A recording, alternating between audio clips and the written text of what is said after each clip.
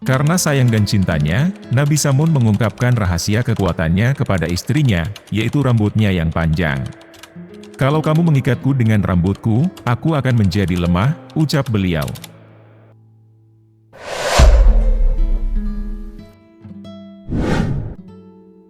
Assalamualaikum warahmatullahi wabarakatuh. Sahabat kalbu yang Allah cintai. Kisah kali ini menceritakan Nabi Samun al-Ghazi atau Samson dan asal-usul Lailatul Qadar.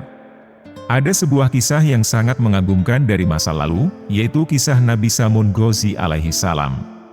Beliau adalah salah satu utusan Allah Subhanahu wa Ta'ala yang memiliki nama asli Samun Ghazi. Dikisahkan bahwasanya Nabi Samun al-Ghazi ini memiliki rambut yang sangat panjang, bahwa kalau dia berdiri rambutnya sampai menyentuh tanah. Kisah beliau ini diceritakan oleh Nabi Muhammad Shallallahu Alaihi Wasallam yang merupakan Nabi terakhir dan termulia kepada para sahabatnya. Nabi Muhammad mengisahkan tentang kehidupan Nabi Samun Ghazi yang hidup di zaman Kekaisaran Romawi yang penuh dengan kesulitan dan tantangan. Nabi Samun Ghazi adalah seorang nabi yang tidak memiliki pengikut sama sekali, namun beliau tetap berdakwah dan beribadah dengan sebaik-baiknya. Karena itu, Allah memberikan beliau pahala yang sangat besar, yaitu pahala malam Lailatul Qadar, yang merupakan malam yang lebih baik dari 1000 bulan. Pahala ini setara dengan pahala pekerjaan mulia yang telah dilakukan oleh Nabi Samun Ghazi sepanjang hidupnya. Dafiq Rohman, dalam karyanya yang berjudul Janibal Ma'rifat, membahas tentang sosok Nabi Samun yang merupakan hakim terakhir dan paling agung dari Israel zaman dahulu. Beliau dikenal dengan nama Nabi Samun al-Ghazi, yang memiliki nama-nama lain dalam berbagai bahasa. Misalnya, dalam bahasa Arab, beliau disebut Syamsyal atau Syamun, dalam bahasa Ibrani, beliau disebut Imon, dalam bahasa Tiberias, beliau disebut Him, dan dalam Alkitab Nasrani, beliau disebut Samson. Nama Syamun memiliki arti, anak matahari, sementara Al-Ghazi memiliki arti, penduduk Ghazi, wilayah yang sekarang menjadi Palestina.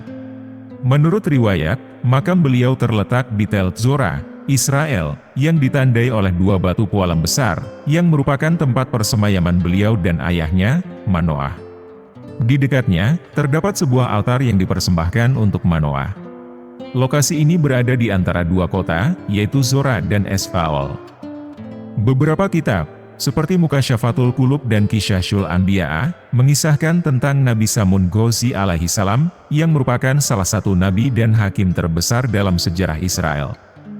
Sahabat kalbu yang beriman, kita masuk ke kisah Nabi Samun al-Ghazi. Salah satu mukjizat Nabi Samun Ghazi alaihi salam yang menakjubkan, hampir sama dengan mukjizat yang diberikan kepada Nabi Daud, yaitu kemampuan beliau untuk melunakkan besi dan menghancurkan istana. Jadi sungguh sangat dahsyat kekuatan yang telah diberikan Allah kepadanya. Kalau sekarang ada orang yang berdakwah, dengan memiliki kekuatan yang dahsyat seperti Nabi Samun, pasti mempunyai pengikut yang banyak. Dafiq Rohman menyebutkan bahwa kisah beliau termasuk dalam kisah Israiliyat, yang telah disampaikan secara lisan di Jazirah Arab, sejak zaman sebelum Islam. Ini adalah kisah yang sudah lama ada, katanya. Pada suatu hari, Rasulullah menceritakan kepada para sahabatnya di bulan Ramadan, tentang Nabi Samun Ghazi alaihi salam. Beliau adalah nabi yang diangkat oleh Allah untuk menyampaikan risalahnya, kepada Bani Israel di tanah Romawi. Sayangnya pada zaman tersebut, Bani Israel, orang-orang Romawi, tidak berpengaruh terhadap orang yang hebat dan kuat. Mereka hanya mementingkan menyembah berhala saja, dan yang dapat mempengaruhi mereka hanya satu, yaitu harta. Itulah yang menyebabkan Nabi Samun tidak memiliki pengikut. Tetapi Nabi Samun ini tidak menyerah, dia terus berjuang dengan pedangnya, yang terbuat dari tulang rahang unta yang ditajamkan. Nabi Samun al-Ghazi ini selain gigih dalam berjuang, ibadahnya juga sangat luar biasa. Pada saat malam hari dia selalu beribadah, dan pada siang harinya dia berpuasa dan berjihad di jalan Allah. Nabi Samun al-Ghazi berperang melawan orang-orang yang tidak mengakui keesaan Allah. Beliau memanfaatkan kekuatan dan keberanian beliau untuk menghadapi Raja Israel yang menjadi pemimpin orang-orang kafir saat itu. Raja Bani Israel sangat ketakutan dengan Samun al-Ghazi. Dalam jajaran raja beserta petinggi-petinggi lainnya, mereka sepakat bahwa jangan melawan dengan menggunakan kekuatan, karena kita sudah pasti akan kalah. Terus mereka berpikir dan mendapatkan sebuah ide. Mereka mengadakan sayembara, yang barang siapa bisa menangkap Samun Al-Ghazi hidup-hidup, dengan keadaan lemah, maka kami beri harta uang, emas, dan permata yang melimpah. Raja selalu mencari cara untuk mengalahkan Nabi Samun Al-Ghazi, dan akhirnya mendapatkan satu ide lagi, yaitu melalui istrinya. Istrinya dipanggil oleh raja dan diberi hasutan. Nabi Samun Ghazi menjadi korban pengkhianatan istrinya yang tidak setia. Karena sayang dan cintanya, Nabi Samun mengungkapkan rahasia kekuatannya kepada istrinya, yaitu rambutnya yang panjang. "Kalau kamu mengikatku dengan rambutku, aku akan menjadi lemah," ucap beliau. Istrinya lalu mengikat Nabi Samun dengan rambutnya, ketika beliau sedang tidur, kemudian menyerahkan beliau kepada Raja Israel. Nabi Samun dianiaya dengan cara dibutakan kedua matanya, dan dijadikan tontonan di istana raja. Lalu malaikat Jibril turun, dan memberi pertanyaan kepada Nabi Samun. "Apa yang engkau minta wahai Nabiullah?"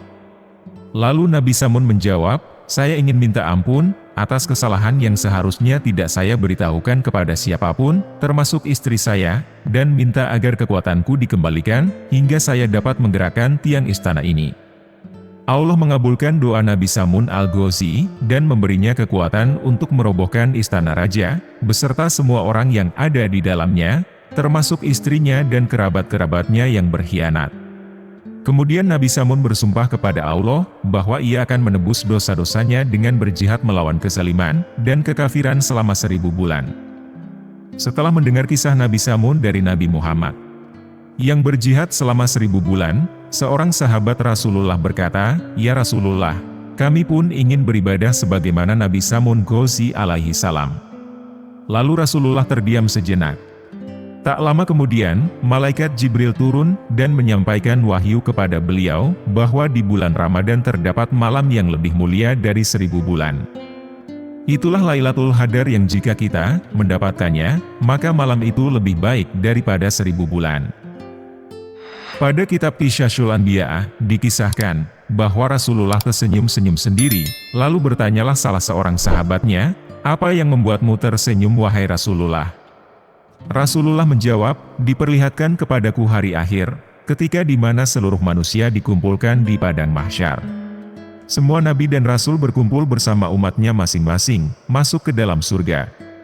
Ada salah seorang nabi, yang dengan membawa pedang, yang tidak mempunyai pengikut satupun, masuk ke dalam surga, dia adalah Samun alaihi salam." Dan itulah kisah Nabi Samun Al-Ghazi atau Samson, nabi yang tidak memiliki pengikut, dan asal-muasal Lailatul Qadar. Semoga kita bisa mengambil hikmahnya, dan bisa meningkatkan keimanan kita. Wallahu a'lam bishawab. Terima kasih sudah menonton video ini sampai akhir. Jangan lupa like, komen, dan subscribe channel Ruang Kalbu. Wassalamualaikum warahmatullahi wabarakatuh.